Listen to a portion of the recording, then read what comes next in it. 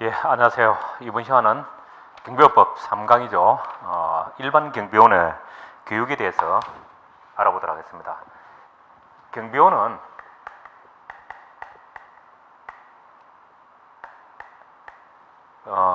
경비업자가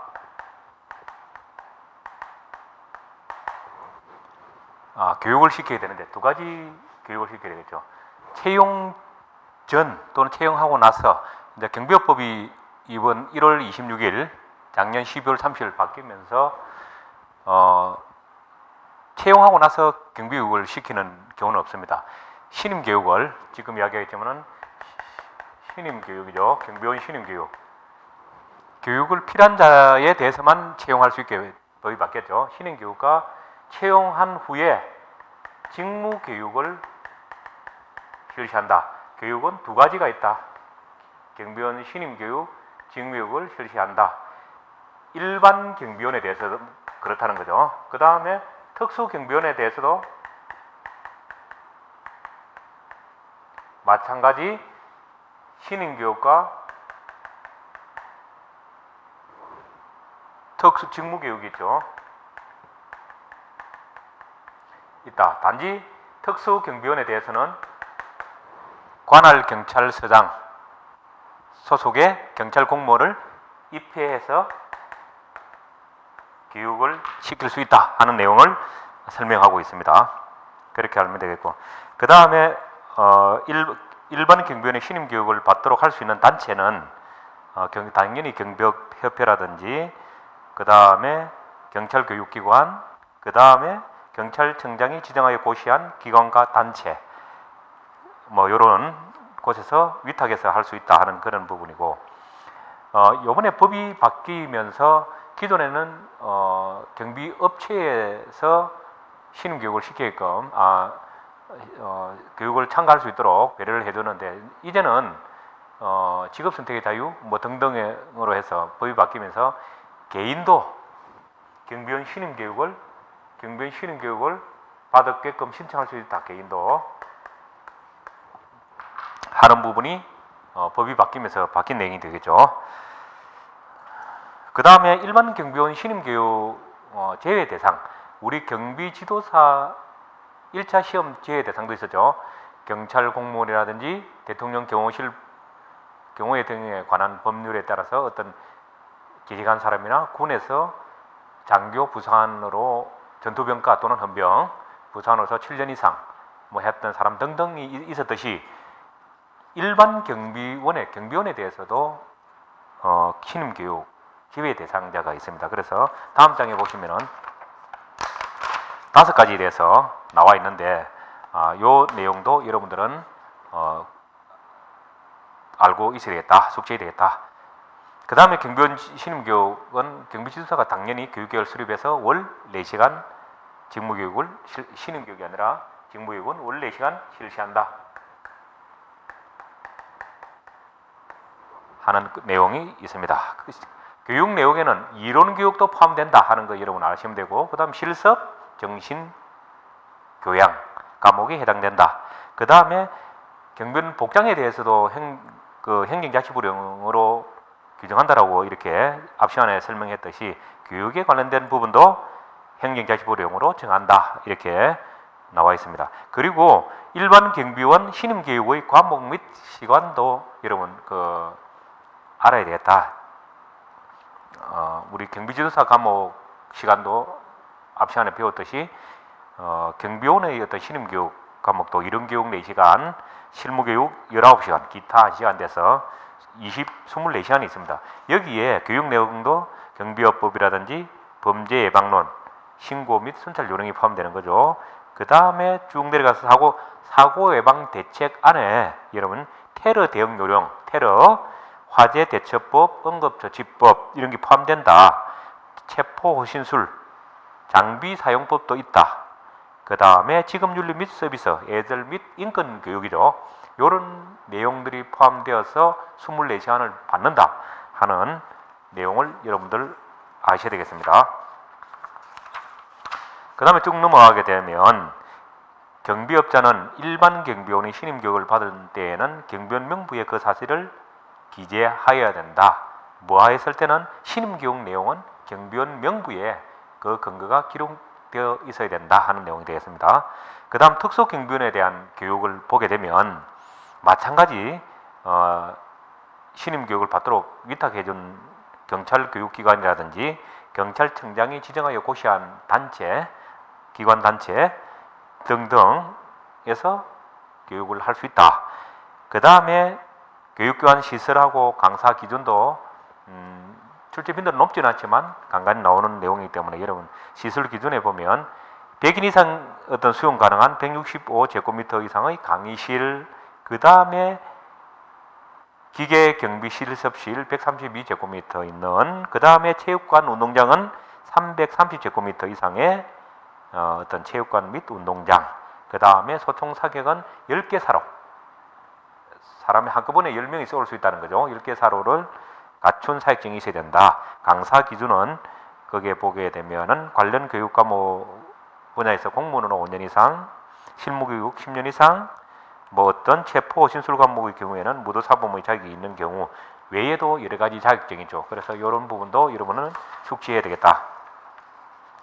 그 다음에 2년 이상 실무 경력이 있는 사람 해서 폭발물 처리 요런 예절 교육은 관련 과목 관련 분야에서 2년 이상 실무 경력이 있는 사람을 강사로 쓸 수 있다라고 이렇게 되어 있습니다. 이런 부분들도 여러분 숙지해 주시고, 그 다음에 지정을 받은 기관 단체는 신임교육의 과정에서 필요할 경우에는 경찰관서장으로 하여금 경찰을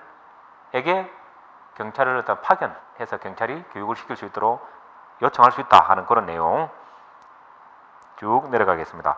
그리고 일반 경비원 같은 경우는 직무교육을 4시간 한다고 했습니다. 근데 특수경비원 같은 경우는 행정자치부령으로 정하는 기간에 6시간으로 되어 있다 하는 거 시간을 명확하게 이해해 주시고, 그 다음에 중요한 내용은 관할경찰서장, 그 다음에 공항경찰대장 두 사람이죠. 등은 국가종료시설의 경비 책임자, 그래서 관할경찰서장과 공항경찰대장 등 국가경비 중요시설의 어떤 경비 책임자를 통칭해서 통합해서 관할경찰관서장이라고 한다는 것도 여러분 알아야 되겠죠.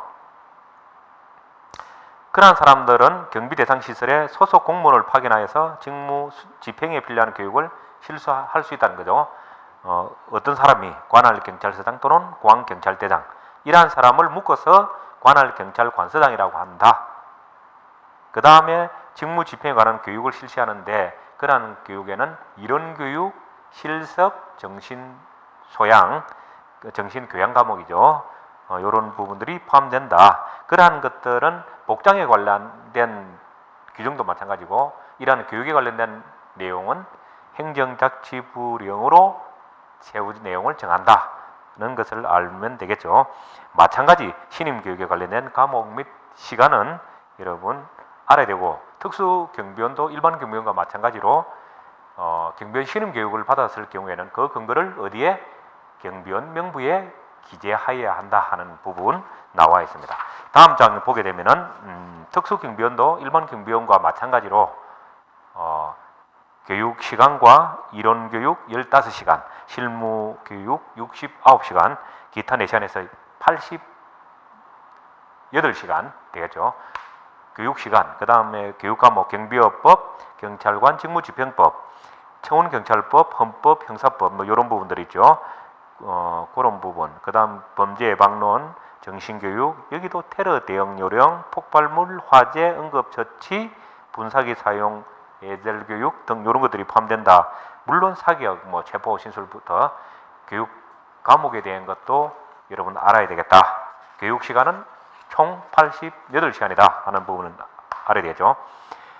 특수경비원의 직무 및 무기 사용. 그래서 일반 경비원은 무기를 휴대할 수가 없죠. 그러나 특수경비원은 무기를 사용할 수 있다. 휴대 사용할 수 있다.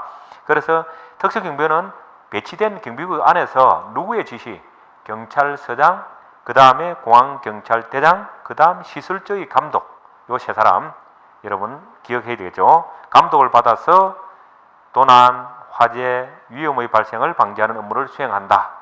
세 사람 경찰서장, 시술주 경찰서장 또는 공안경찰대장 해서 이 사람들의 어떤 근무 감독을 받는다, 지시를 받는다 하는 부분을 아시면 되겠고, 지방경찰청장이 필요하다고 인정할 때에는 시술주의 신청에 의하여 무기를 구입할 수 있다, 하게 할 수 있다 하는 부분, 누가 신청을 하고 하는 그런 부분. 그러나 시술주가 무기를 구입할 때는 대금을 지불하고 구입한 무기는 국가에 기부 체납을 해야 된다 하는 부분 여러분 아시면 되겠고, 그 다음에 라번에 지방경찰청장 주어 누가 하는지를 명확히 기억하셔야 되겠죠.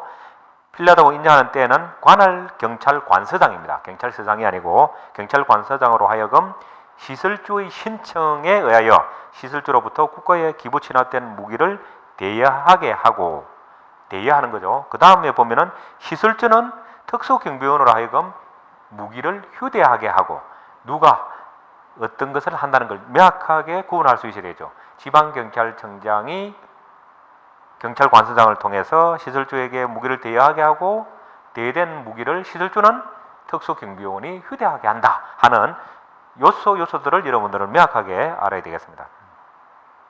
그 다음에 정당 사유 없이 무기를 휴대하고 근무지 밖을 나갈 수 없다는 것은 너무나 상식적인 거죠. 그 다음에 또 중요한 부분이 있죠. 시설주가 대여받은 무기에 대해서 시설주, 관할경찰서장, 이 사람이 주어죠. 서장은 무기의 관리 책임을 지고, 관리 책임은 누가? 시설주, 관할경찰관서장이다. 관할경찰관서장은 시설주하고 특수경비원의 무기관리 사항을 매월 1회, 언제? 매월 1회 점검 이상, 매월 1회 점검한다 그러면 안 되겠죠. 매월 1회 이상이 포함되어 있다는 것 여러분 기억하시고, 매월 1회 이상 점검하여야 한다. 누가? 관할경찰관서장이 누구를 통해서 시설주나 특수경비원에게 매월 1회 이상이라는 거 하나하나 여러분 문구를 숙지해 주시기 바랍니다. 그리고 관할경찰관서장, 자, 명령을 하는 부분에 있어서 무기 분야에서만 관할경찰관서장이 필요한 경우에 명령을 할 수 있다는 부분이 나오지, 대부분은 경찰청장이나 지방경찰청장의 어떤 권한이죠. 그래서 관할경찰관서장은 무기의 직전 관리를 위하여 무기를 대여받은 시설주에 대하여 필요한 명령을 발할 수 있다. 그래서 누가? 관할경찰관서장이다. 시설주에 대해서 꼭 기억하기 바랍니다. 그 다음 시설주로부터 무기를 관리하여 지정받은 책임자는 무기 출납부죠. 그 다음에 무기 장비 운영 카드를 비치 기록해야 되고, 무기는 관리 책임자가 직접 지급 해소해야 된다. 누가? 관리 책임자가 무기를 직접 지급하고 해소해야 된다는 부분 알면 되겠죠. 그 다음에 무기 또는 폭군물을 소지하고 국가 정유실에 침입한 자가 특수경비원으로부터 몇 회? 3회 이상 이제 투기, 투항 요구를 받고도 이래 이제 불응하거나 계속 항가하는 경우에는 이를 억제하기 위하여 무기를 사용하지 않아 하고는 다른 수단이 없다고 인정될 때에는 무기를 사용할 수 있다는 거죠. 그 다음 또 두 가지인데, 하나는 국가 종료시설에 침입한 무장 간첩이 특수경비원으로부터 투항을 요구받고도 이를 불응할 때에는 무기를 사용할 수 있다. 두 가지 부분 아시면 되겠고요. 그 다음에 그 밑에 부분 특수경비원의 무기 휴대, 무기 종류, 그 사용 기준 및 안전검사에 대한 기준 6가지가 나와 있습니다. 그래서 이 부분에 대해서도 여러분들이 이해를 해줘야 되죠. 시설주가 무기 대여 신청서를 작성하고 관할경찰서장 및 공안경찰대장 등 국가 종료시설의 경비 책임자를 거쳐서 누구에게? 지방경찰청장에게 제출한다. 중요한 문구가 되겠죠. 시설주가 지방경찰청장에게 최종적으로 제출한다. 그 다음에 시설주는 관할경찰관서장으로부터 대여받은 무기를 특수경비원에게 휴대하게 할 경우에는 관할경찰관서장의 사전 승인을 받아야 한다. 휴대하게 할 때는 관할경찰서장의 사전 승인을 받아야 될 것이고, 대여받고자 할 때에는 지방경찰청장의 어떤 사전 승인을 하게 서류를 제출해야 되는 것이고, 그래서 문구 하나 계속 강조하지만 좀 명확하게 여러분 이해를 해줄 필요가 있죠. 그 다음에 시설주는 지급 어떠했던 무기가 불필요하다라고 했을 때는 즉시 해소해야 된다. 즉시 그런 부분이 있고, 특수경비원이 휴대할 수 있는 무기의 종류에는 권총과 소총이다. 이거는 우리 첫 시간에 무기 정의에서 권총과 소총을 무기라고 한다라고 했죠. 그래서 휴대할 수 있는 것은 권총과 소총밖에 없다 하는 부분. 그 다음에 중요한 시험에 자주 출제되는 부분이죠. 시설주, 그 다음에 관리 책임자, 특수경비원, 요 세 사람이죠. 무기관리 수칙을 준수해야 된다. 당연한 말이죠. 그래서 첫째 보면은 무기를 대여받은 국가 중요시설의 시설주가 해야 될 부분들이 나오죠. 가, 나, 다라 해서 이렇게 쭉 나오는데, 여러분 그 무기 관리를 위한 책임자를 지정하고 관할 경찰 관서장에게 통보해야 된다. 관서장에게 통보해야 된다라고 되어 있죠. 무기고하고 탄약고는 단층에 설치해야 된다. 단층. 2층, 3층에 설치하면 안 된다는 거죠. 그 다음에 여기서 환기, 방섭, 방화, 총각, 그렇지 않은 데죠. 등의 시설이 된다. 요거 하나하나도 공란으로 했을 때 채워 넣을 수 있어야 되겠죠. 그 다음에 탄약고는 뭐가? 탄약고는 무기고라든지 시설, 사무실이죠. 이런 거와 멀리 떨어지는 곳에 위치해야 된다. 또 사람이 많이 오가는 곳과 떨어져야 된다 하는 그런 부분이죠. 그 다음에 무기고 및 탄약고에는 이중 시건 장치를 해야 된다. 잠금 장치를 해야 된다는 거죠.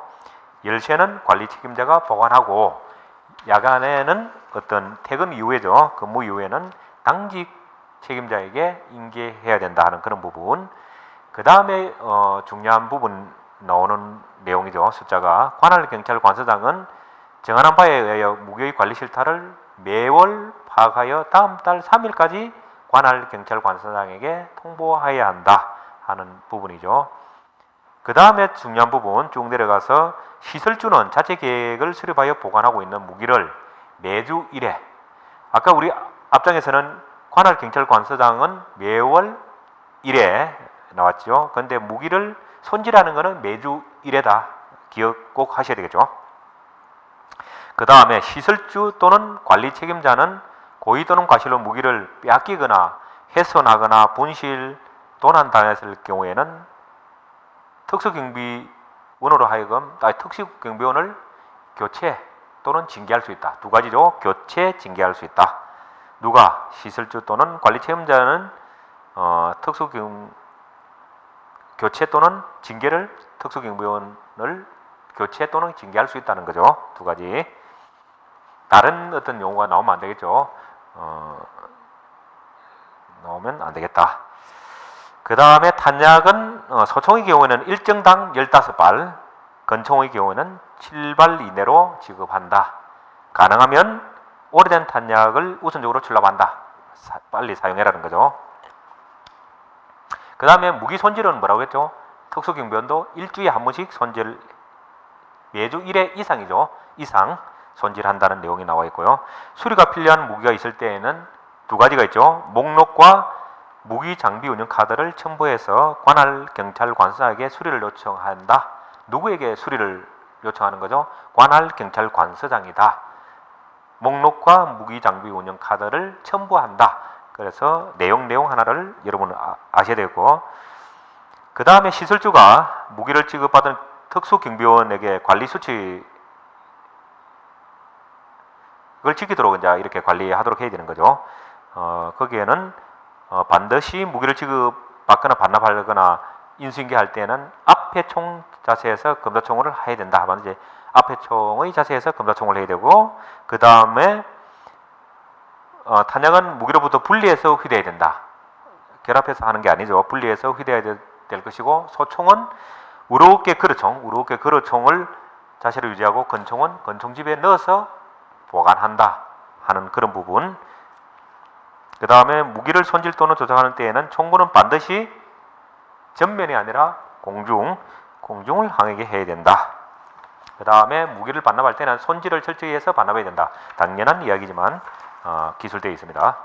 근무시간 이후에 무기를 시설주에게 반납하거나 또는 교대 근무에게 인계해야 된다. 근무시간 이후에는 시설주에게 아예 반납하거나 교대 근무자에게 인계해야 된다 하는 그런 부분이 있고요. 그 다음에 시설주는 무기를 지급하지 말아야 되거나 지급했던 무기를 해소해야 될 경우가 있습니다. 형사사건으로 인하여 조사받는 사람 또는 정신질환자 또는 사의, 나 특수경비원을 그만두겠다라고 했던 사람에게는 무기를 주면 안 된다는 거죠. 줬던 무기는 해소해야 된다는 거죠.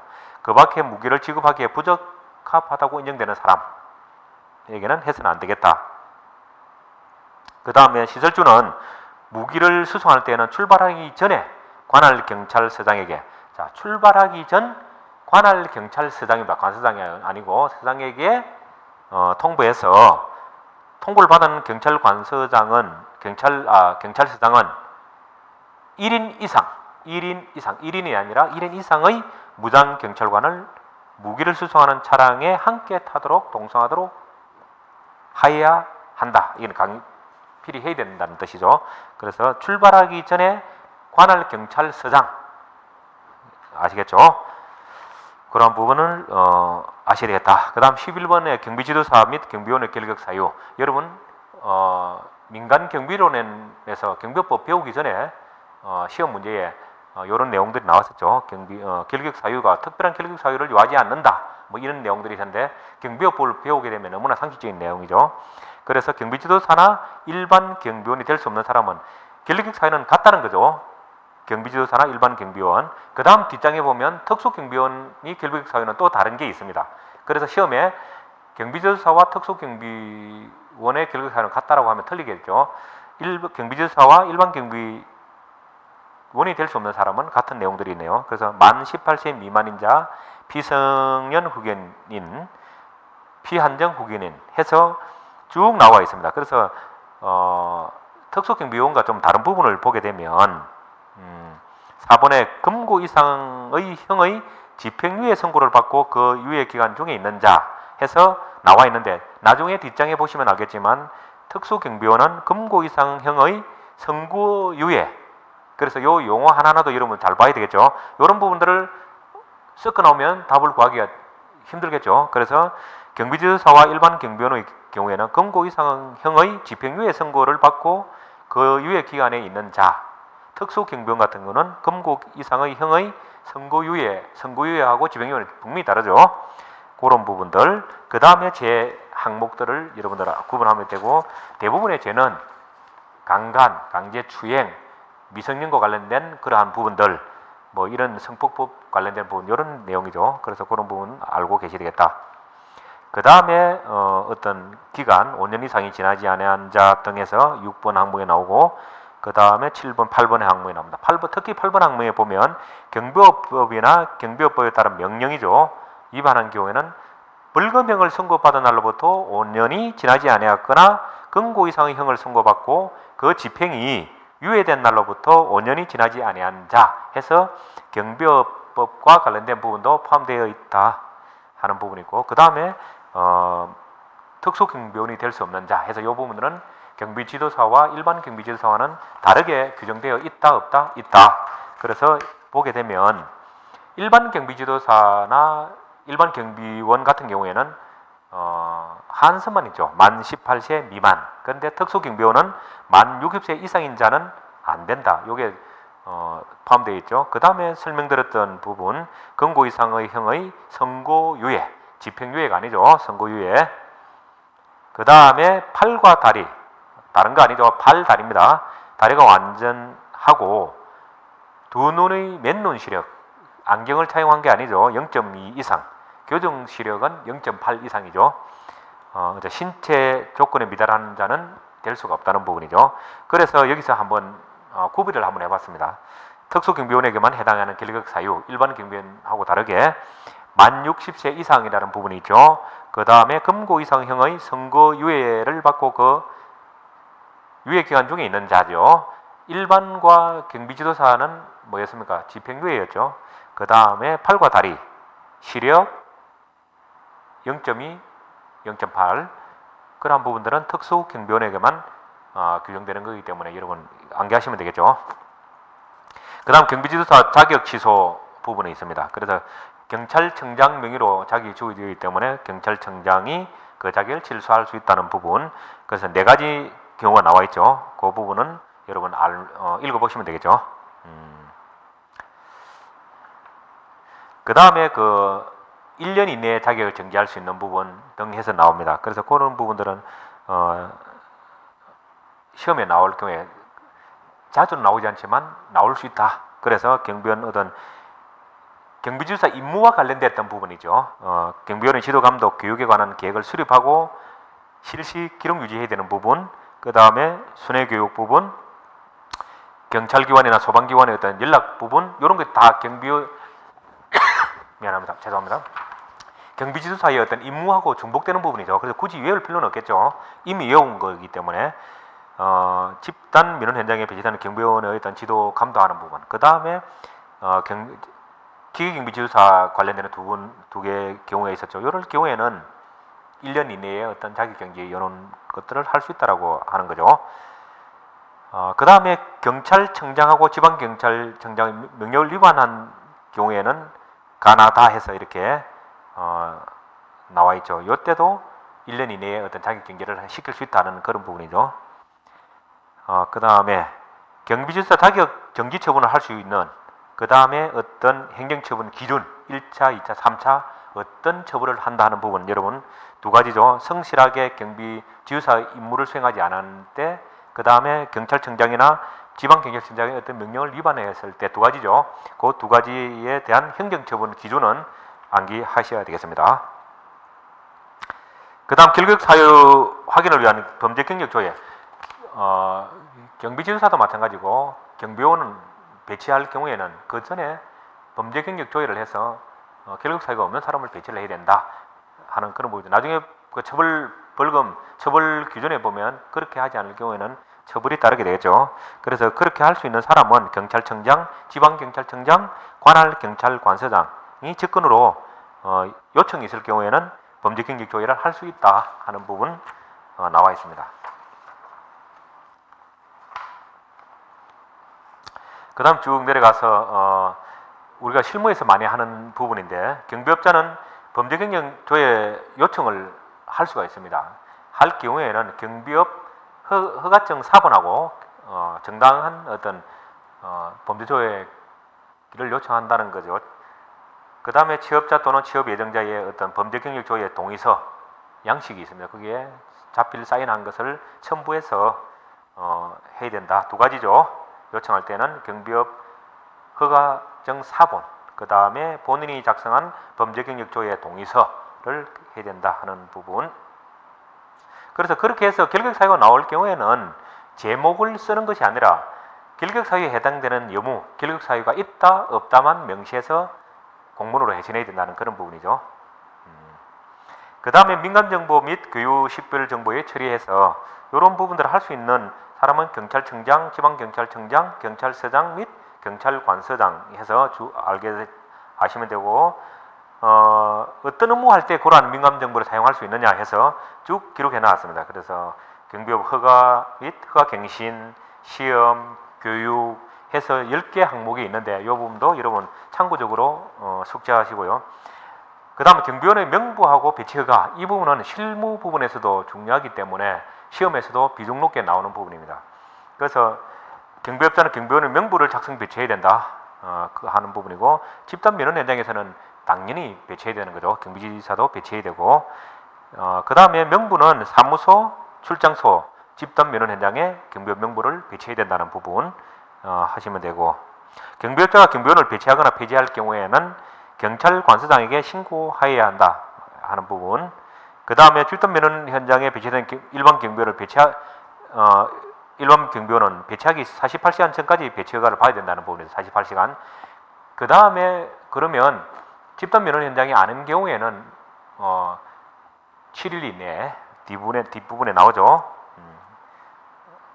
그러나 20일 이상 경비원을 이내일 경우는 안 해야 된다는 거죠. 20일 이상을 배치하거나 기간을 연장할 경우에는 7일 이내죠.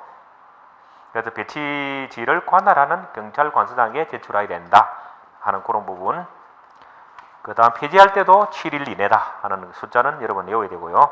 그 다음 쭉 내려가서 경비업자는 경비원을 배치하여 경비 업무를 수행하게 하는 때에는 배치된 경비원의 인적사항, 배치일, 배치 장소, 근무사항을 기록하여 근무사항 기록부를 1년 동안 보관해야 된다는 거죠. 쉽게 말해서 근무사항 기록부라는 것은 학생으로 보면 출석부라고 생각하면 됩니다. 그래서 책자 뒤에 부분에 양식은 첨부되어 있기 때문에 한번 보고 외우면 금방 외워지겠죠. 근무사항 기록부. 그러한 것들은 주된 사무소하고 출장소에 비치해야 된다 하는 그런 부분이고, 그 다음에 갖추어 두어야 되는 장부하고 서류는 시험에 자주 출제되는 부분이기 때문에 여러분 외워야 되겠죠.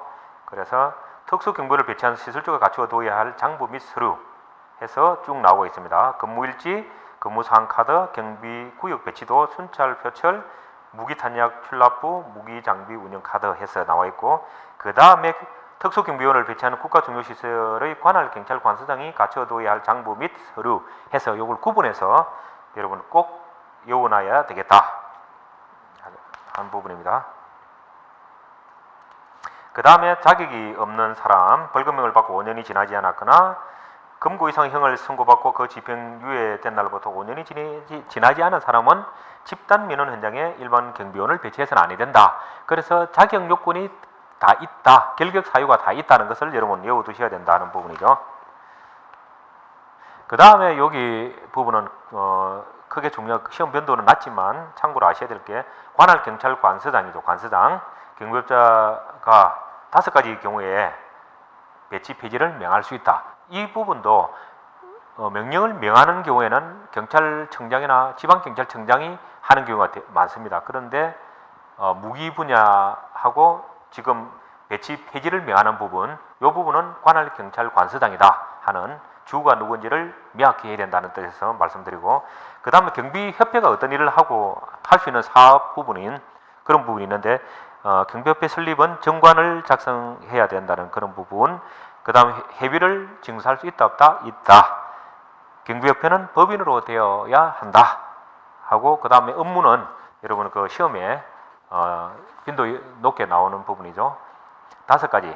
경비 업무의 연구, 경비원 교육, 훈련, 연구, 경비원의 후성복지에 관한 사항, 경비 진단에 관한 사항, 그 밖에 경비 업무의 건전한 운영과 육성에 관해 필요한 사항 해서 5가지는 여러분 암기해 주셔야 되겠죠.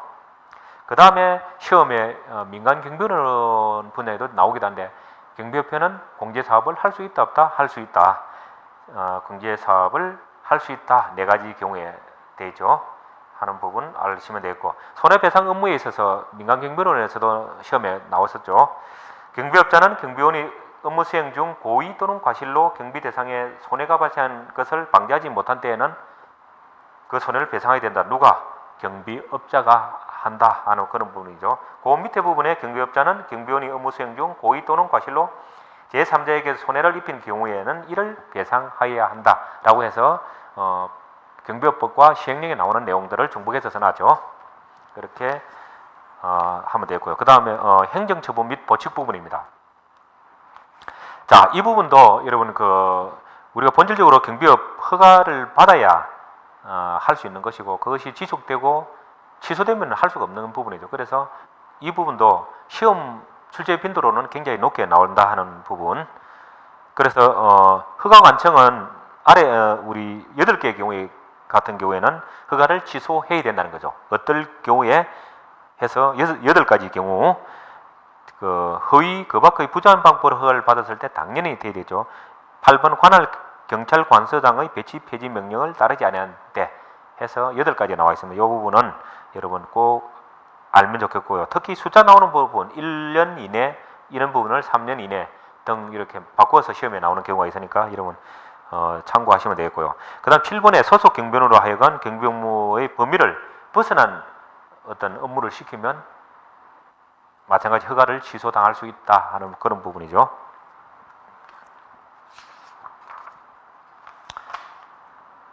그 다음에 허가 취소를 하거나 6개월 이내의 기간을 정하여 영업의 전부 또는 일부에 대해서 영업을 정지를 명할 수 있는 부분도 있죠. 16가지가 나옵니다. 그래서 도표로 정리를 해놨죠. 행정처분 기준 해서 도표로 정리를 해놨는데, 이 부분은 여러분 구분을 할 수 있어야 되겠죠.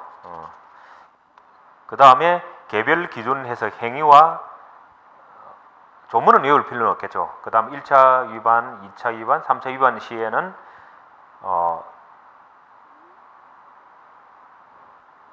어떤 처벌을 받는지 하는 부분도 여러분 조금 머리가 복잡하겠지만 명확하게 구분해서 외워야 되겠다 하는 부분이다. 그래서 그 법문 부분에 나오는 부분을 요약해놓은 도표로 요약해놓은 부분은 여러분 외워야 되겠죠.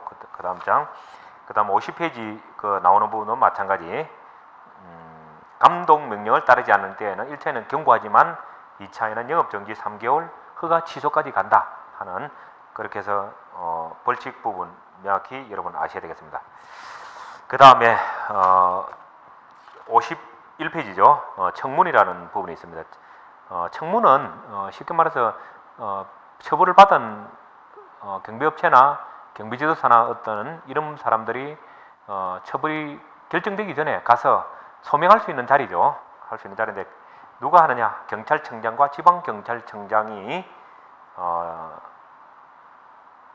해당 처분을 하고자 하는 경우에는 청문을 실시하여야 한다. 바로 처벌을 하면 안 된다는 거죠. 어떠한 경우에 경비업 허가의 취소 또는 영업정지, 그 다음에 경비지도사 자격의 취소 또는 정지, 이 두 가지 경우에는 청문을 실시해야 된다는 거죠. 누가? 경찰청장이나 지방경찰청장이. 그 다음에 감독은 마찬가지, 감독은 경찰청장도 하고 지방경찰청장이 하는 거죠. 경비업의 적정한 수행을 위하여 경비업자 또는 경비지도사를 지도 감독하며 필요할 경우에는 명령을 발할 수 있다. 여기 같이 명령을 발하는 것은 대부분은 경찰청장이나 지방경찰청장이다. 그런데 앞서 배운 것 중에 여러분 구분해야 될 거, 무기사용, 그 다음 조금 전에 배웠던 부분 있었죠? 앞장에 한번 가봅니까? 그런 경우에는 어떻게 한다고요? 경찰관서장이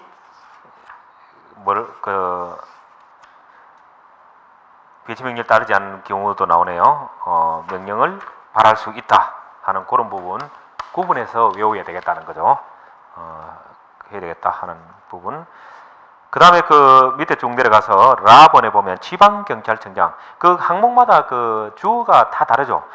경찰청장, 지방경찰청장, 그 다음 지방경찰청장 또는 관할 경찰관서장, 그 다음 내려가서는 지방경찰청장 또는 관할 경찰관서장 해서 급이 조금 내려가죠. 그래서 지방경찰청장 또는 관할 경찰서장은 경비 업무 장소가 집단 면한 현장으로 판단되는 경우에는 그때부터 48시간 이내에 누구에게? 경비업자에게 경비원 배치 허가를 받을 것을 고지하여야 한다. 48시간 이내에 해야 된다는 그런 이야기죠. 그래서 이런 시간 숫자 부분들은 외우셔야 되겠죠. 그 다음에 보안 지도 점검, 우리 첫 시간에 용어 정의할 때도 나왔죠. 그 보안 측정하는 부분 국가정보원장에게 할 수 있도록 해야 된다는 거죠. 누가? 지방경찰청장은 특수경비업자에 대하여 연 2회 이상의 보안지도 점검을 실시하고 필요한 경우에는 관계기관에, 여기서 말하는 관계기관은 국가정보원이 되겠죠. 원장에게 보안 측정을 요청하여야 한다. 누가? 지방경찰청장이다. 이 부분은 용어 정의에서 특수경비업자가 사전조치사항 해서 업자의 사전조치사항하고 맥을 같이 하는 부분이죠. 그 다음 위임 및 위탁 해서 경찰청장이 지방경찰청장에게 위임할 수 있는 부분, 간로 안에 있는 부분이죠. 경비지도사의 자격의 취소 및 정지에 관한 권한, 경비지도사 자격의 취소 및 정지에 관한 청문의 권한 해서 이 부분은 여러분 외워두시고요. 경찰청장은 경비지도사의 시험 및 교육에 관한 업무를 대통령령이 정하는 바에 따라 관계 전문기관 또는 단체에 위탁할 수 있다라고 했죠. 그런 위탁한 기관에 신임 교육을 시키고 하는 거죠. 우리도 앞부분 나왔던 부분. 그 다음에 수수료 부분 보면 경비업의 허가를 받거나 허가증을 재교부할 경우에 수수료가 나와 있죠. 경비업의 허가, 추가, 변경, 갱신의 경우에는 1만 원, 만 원이 되겠고 변경 신고로 인한 허가증 재교부의 경우에는 2,000원이다 하는 부분. 그 다음에 수입 인지를 첨부한다는 그런 부분. 그 다음에 시험에 응시하고자 하는 자는 경찰청장이 정하는 어떤 부분, 그러한 수수료를 납부해야 된다는 부분. 그 다음에 경찰청장은 어떤 수술 후 전부 또는 일부를 되돌려주거나 할 수 있는 부분을 정해놨네요. 우리가 지난 시간에 배운 부분이죠. 응시수술을 과오납한 경우에는 전액을 해줘야 되고, 시험기관의 기책 사유 잘못으로 시험에 응하지 못한 경우에는 당연히 전액을 반납해야 되죠. 반환해 줘야 되죠. 그 다음에 시험 시행일 20일 전까지 접수를 취소한 경우에는 응시수술을 전액을 해야 되죠. 그런데 시험일 10일 전까지 접수를 취소한 경우에는 너무 촉박한 경우가 되겠네요. 응시수수료의 100분의 50, 그러니까 절반을 반환해 줘야 된다 하는 그런 부분이에요. 마지막으로 경찰청장하고 또 지방경찰청장이죠. 주가 한 경우에는 어떤 위에 수수료를 정하는 부분이 있지만 정보통신망을 이용하여 전자화폐, 전자결제 등의 방법으로 수수료를 납부하게 할 수 있다. 그러한 방법으로 납부하게 하는 사람은 경찰청장이나 지방경찰청장이다 하는 부분. 자, 여기까지 이렇게 해서 경비업법 3강을 마치도록 하겠습니다. 하는데 경비업법 같은 경우에는 주어가 누가 어떤 행위의 어떤 주체가 되느냐, 명령권자가 되느냐 하는 부분, 그 다음에 어떤 요소, 나열되어 있는 부분들을 하는지 하는 부분, 이런 부분들을 잘 구분해서 읽어볼 필요가 있습니다. 그래서 그 주어를 바꿔놓을 때 뒤에 시험 칠 때 급하다 보면 뒤에 부분만 읽게 되죠. 그러다 보면 맞는 이야기네 해서 맞다라고 했을 경우에 주어가 틀려져 있는 경우가 많죠. 그 다음 주어는 맞는데 서술 부분이 틀리는 경우가 많고, 그래서 경비업법 3강을 마치는 시점에서 그러한 시험 공부 방법 간단하게 강조합니다.